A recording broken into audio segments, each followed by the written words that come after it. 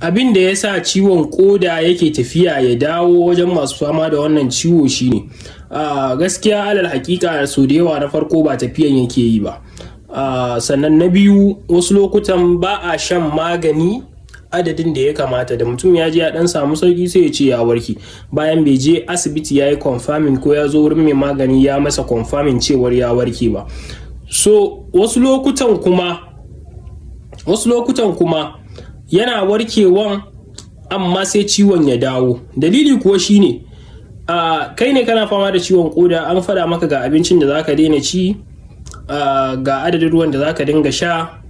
So kana ji ka dan warke, kana yau din nan ana maka gwaji aka ce maka ka warke, shikenan sai ka dawo cin komai, ka daina kiyaye duk ka'idojin da aka gaya maka. So wanda kuma ba haka bane gaskiya. Ko da ka warke ya kamata kai maintain wa'annan ka'idojin zuwa wata 2 ko 3 ma gaba, ta yadda ita kodan naka za ta dawo da cikakken karfinta da cikakken kuzarinta.